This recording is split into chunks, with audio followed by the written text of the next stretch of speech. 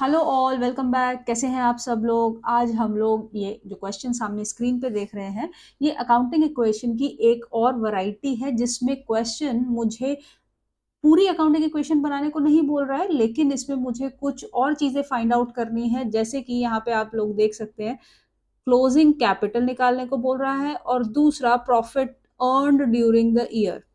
ठीक हो गया, ये दो चीजें मुझे फाइंड आउट करनी है। Before I begin with this particular question, एक चीज छोटी सी आप लोगों को समझा देते हैं कि हमारा फाइनेंशियल ईयर का क्या मतलब होता है। ओके, सो फाइनेंशियल ईयर वो साल होता है जिसमें कि हमारे अकाउंट्स बनाए जाते हैं। आप सब लोगों को पता है कैलेंडर ईयर होता है 1 जनवरी से लेकर के 31 दिसंबर तक for a particular year, right. जैसे अभी हमारा 2024 चल रहा है, तो इस पर्टिकुलर ईयर के लिए 2024 के लिए हमारा कैलेंडर ईयर होगा 1 जनवरी 2024 से लेकर के 31 दिसंबर 2024 तक। तो मैम इसमें आपने क्या नया बता दिया, ये तो हम सबको पता है। अब जो चीज बताने जा रहे हैं वो आप लोगों के लिए नहीं है, दैट इज फाइनेंशियल ईयर। ठीक है जी। अब ध्यान से सुनिएगा, फाइनेंशियल ईयर क्या होता है। For all accounting and financial purposes, the books of account of any company is maintained for a period of 12 months, which starts from 1st April of any particular year and which ends on, that means the period of 12 months will end on 31st of March of the next year। ठीक हो गया। किसी एक साल के 1 अप्रैल 2000 किसी भी साल के शुरू होकर के वो 12 महीने का पीरियड खत्म होगा अगले साल 31 मार्च 2000 नेक्स्ट ईयर तक। ठीक हो गया। इसको हम एग्जाम्पल में फिट करके देखते हैं। Financial year, it is a period of 12 months which starts from 1st April of any particular year, that is 2024 for our latest concern, and that will end on 31st of March in the next year 2025 तक। ठीक हो गया। ये हो गया मेरा पूरा का पूरा फाइनेंशियल ईयर 12 महीने का। इन केस अगर कोई बिजनेस स्टार्ट होता है in the mid of the year और at any point of the financial year, that financial year does not change. Financial year will remain same for all accounting and financial purposes. ठीक हो गया। ये चीज आप लोगों को समझ आ गई, that financial year will remain same. तो मैम इसका मतलब ये हो गया कि अगर कोई एंटिटी लेट्स से हमारी 1 जनवरी 2025 को बनी है, तो क्या उसके अकाउंट्स भी 31 मार्च 2025 में ही खत्म होंगे? जी हाँ, बिल्कुल। वो नई कंपनी अपने अकाउंट्स बनाएगी मात्र 3 महीने के पीरियड के लिए। ठीक हो गया। ये हो गई हमारी फाइनेंशियल ईयर की बात। अब हम चलते हैं थोड़ा सा अपने क्वेश्चन के ऊपर वापस। ठीक हो गया। यहां से इसको हटा देते हैं। Let's see the question. So this question says, ये एक सेकेंड देखिए, this question says A commence the business. अब आप इसको अ कमेंस द बिजनेस मत पढ़िएगा, ये ए है, ये ए कोई इंडिविजुअल होगा। ए कमेंस द बिजनेस ऑन 1 अप्रैल 2017। इसको अगेन मैं आप लोगों को टाइमलाइन पे बना के समझाऊंगी। 1 अप्रैल 2017 को मिस्टर ए ने एक बिजनेस स्टार्ट करा और उन्होंने अपनी कैपिटल कितनी लगाई है, क्वेश्चन में मुझे दिया हुआ है, उन्होंने 5 लाख की कैपिटल बिजनेस में लगाई है। ऑन 31 मार्च 2018, पूरा का पूरा एक साल की बात बता रहा है हमें, हिज एसेट्स वर्थ ₹7,80,000। ठीक है, 7,80,000 की यहाँ पे मेरे पास एसेट्स थी।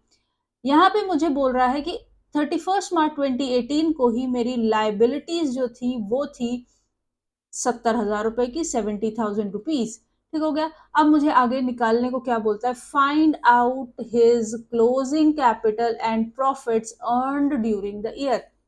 मतलब साल के शुरू में जो कैपिटल थी तो थी, लेकिन साल के एंड में आप लोगों को पता है, हम लोग पीछे क्वेश्चंस में अपने पुराने वीडियोस में देख चुके हैं कि हम लोगों के कैपिटल में अगर कोई चीज इंट्रोड्यूस होती है, कोई पैसा कहीं से इंट्रोड्यूस होता है, कोई प्रॉफिट हम लेके आते हैं, कोई ड्रॉइंग होती है, तो वो सारी की सारी चीजें हमारी कैपिटल को इम्पैक्ट करती हैं। तो वो यही पूछ रहा है कि सब कुछ अगर इम्पैक्ट किया है साल भर में कुछ भी, तो अब यहाँ पे उस कैपिटल का नया अमाउंट क्या हो गया होगा वो हमें बताइए। ठीक हो गया। अब तक के सारे वीडियोस अगर आप लोगों ने देखे हैं तो आप लोगों को इतनी चीज समझ आ गई होगी कि बैलेंस शीट की मेरी दोनों साइड्स बराबर होती हैं। एसेट साइड मुझे दिया हुआ है 7,80,000, यहाँ पे भी मुझे इतना समझ आता है कि मेरा अमाउंट होगा 7,80,000। ठीक हो गया। तो 7,80,000 has to be the total of my balance sheet, and on each side, on this side, I am already given with the amount of liabilities of 70,000.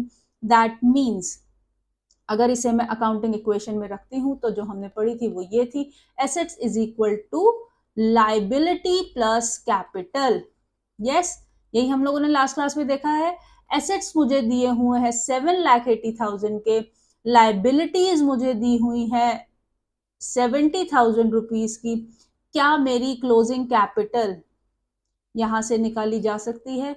जी हाँ, बिल्कुल निकाली जा सकती है, और जो शायद अब तक आप लोगों ने कैलकुलेट कर भी ली होगी, that comes out to be 7,10,000। A very easy mathematics. ठीक हो गया, ये हमने निकाल ली हमारी क्लोजिंग कैपिटल। यहां तक की चीज समझ आ गई। अब आगे देखिए, जब हमारी क्लोजिंग कैपिटल हमारी निकल के आ गई 7,10,000, ओपनिंग कैपिटल मुझे क्वेश्चन में दी हुई थी, दोबारा रेफर करेंगे कितनी, मेरे हिसाब से 5 लाख। यस, 5 लाख रुपीस की ओपनिंग कैपिटल थी। तो अब आप बताइए, जो ये आपको डिफरेंस यहाँ पे दिखाई दे रहा है, ओपनिंग कैपिटल में क्या क्या चीजें ऐड हुई होंगी? मुझे क्वेश्चन में पूछा गया था कि आप मुझे बताइए profits earned during the year, profits earn during the year. तो इसका मतलब हम लोग सिंपल सी चीजें कह सकते हैं कि जो यहाँ पे हम लोगों को डिफरेंस दिखाई दे रहा है, closing capital minus opening capital, that is 2,10,000। ये मेरा और कुछ नहीं, बस प्रॉफिट ही हुआ होगा। So I have identified closing capital as 7,10,000 rupees and my profits are 2,10,000. That's it. ठीक है, एक जीरो एक्स्ट्रा हो गया, फिर से जीरो को इरेज कर देंगे,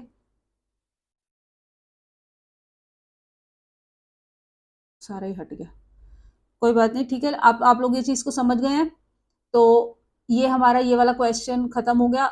अब इसके बाद मुझे आप लोगों को एक चीज और दिखानी है, और वो है ये क्वेश्चन। ये पूरा क्वेश्चन नहीं है, this is extract of some another question. इसमें मुझे आप लोगों को 2-3 टर्म सिखानी है। दैट इज, सबसे पहला आप देखिए, ये एडजस्टमेंट है बेसिकली। तो ये एडजस्टमेंट में सबसे पहला आप लोग देख रहे हैं, आप लोगों को ध्यान देना है। चलिए शुरू से ही देख लेते हैं। Started business with cash. अगर मुझे ये अकाउंटिंग इक्वेशन में आता है तो क्या आप मुझे बता सकते हैं इसका अकाउंटिंग इक्वेशन पे क्या इम्पैक्ट होगा? तो आप सिंपल सी चीज बोल सकते हैं, मैम एसेट में हमारा कैश इंक्रीज हो जाएगा, और इधर से हमारी कैपिटल भी इंक्रीज हो जाएगी। ठीक हो गया। लाइबिलिटी को भी ऐसे ही छोड़ देते हैं, यहाँ पे लाइबिलिटी कुछ भी नहीं है। इस वाले ट्रांजैक्शन में मुझे बोल रहा है withdrew from business for personal use. 10,000 रुपए पर्सनल यूज के लिए उन्होंने विड्रॉ कर लिए। तो आपको पता है, जब भी हमारी ड्रॉइंग्स होंगी बिजनेस में से, तो वो मेरी कैपिटल को इम्पैक्ट करेगा। तो एक तो मेरी कैपिटल घट जाएगी, रिड्यूस हो जाएगी उसी अमाउंट से, और साइमल्टेनियसली मेरा कैश, एसेट साइड पे मेरा कैश भी घट जाएगा 10,000 रुपए से। अब वर्ड आ रहा है लाइफ इंश्योरेंस प्रीमियम। अगर आपको किसी भी बड़े क्वेश्चन में ये टर्मिनोलॉजी दिखाई दे जाए तो आप इसको कैसे ट्रीट करेंगे? This will be treated as a drawing. हमेशा याद रखिएगा, life insurance premium is the personal expense of the proprietor. It is personal expense of proprietor. ठीक है, ये बिजनेस से संबंधी खर्चा नहीं है। दैट मीन्स इसका भी इम्पैक्ट क्या आएगा, लाइफ इंश्योरेंस प्रीमियम का इम्पैक्ट, अगेन आपका कैश कम हो रहा है और साइमल्टेनियसली आपकी कैपिटल भी लेस हो जाएगी। ठीक हो गया। लास्ट ट्रांजैक्शन समझ रहे हैं, लास्ट ट्रांजैक्शन हमें समझा रहा है, मुझे सिर्फ आपको ये ट्रांजैक्शन समझानी है। इस क्वेश्चन को अकाउंटिंग इक्वेशन में हम लोग फिट करके नहीं देख रहे हैं because this is again an extract of the question and I brought it here just for the sake of understanding कि ये जो टर्म्स हैं अगर हमें किसी क्वेश्चन में दिखाई देती हैं तो हम उसको कैसे डील करेंगे। नेक्स्ट हमें बोल रहा है सोल्ड पर्सनल इन्वेस्टमेंट। देखो जी, अब दोबारा से वही बात रिपीट कर रही हूं, अगर इन्वेस्टमेंट पर्सनल है, ठीक हो गया, तो ये बिजनेस से रिलेटेड नहीं है। ठीक हो गया, क्योंकि हमारा जो अकाउंट्स यहाँ पे बन रहा है, जो भी हम अकाउंट्स बना रहे हैं, ये एक प्रोपराइटर के अकाउंट्स हैं। आप लोगों के सिलेबस में प्रोपराइटर अकाउंट है, ठीक हो गया, कंपनी अकाउंट आप लोग पढ़ेंगे स्टैंडर्ड 12th में। तो क्योंकि ये सारे खर्चे प्रोपराइटर के हैं, ये प्रोपराइटर ही कर रहा है, तो जो भी प्रोपराइटर पैसा लाएगा या पैसा लगाएगा वो उसकी बैलेंस शीट में रिफ्लेक्ट करेगा। तो इसी तरीके से ये जब उसने पर्सनल इन्वेस्टमेंट सेल करी होंगी और उसने 5% के मार्जिन पे सेल करा है, मतलब आप देख पा रहे हैं लिखा हुआ है 5% प्रॉफिट पे सेल किया है, अगर तो मुझे ये टर्म लिखी दिख रही है brought into the business on the same date, तब तो क्लियर हो गया कि जो भी प्रॉफिट मेरा आएगा, थोड़ा सा कैलकुलेट करके देख लेते हैं, 15,000 का 5% होता है 750 रुपीज। Is that okay? तो ये जो 750 रुपए का अमाउंट है ये हो गया उसका प्रॉफिट। लास्ट क्वेश्चंस तक हम लोगों ने यही देखा कि कहीं से भी किसी भी तरीके का गेन होता है तो वो प्रॉफिट मेरी कैपिटल में आ जाता है, मेरी कैपिटल को वो प्रॉफिट ऐड करेगा, बढ़ाएगा।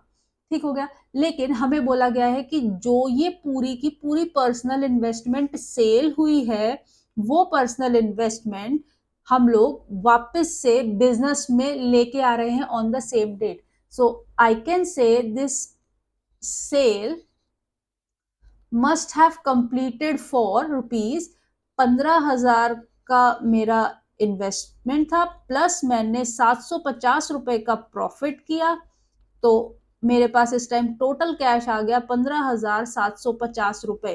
अब ये 15,750 रुपए का क्या होगा मैं आपको अकाउंटिंग इक्वेशन में फिट करके दिखाती हूँ।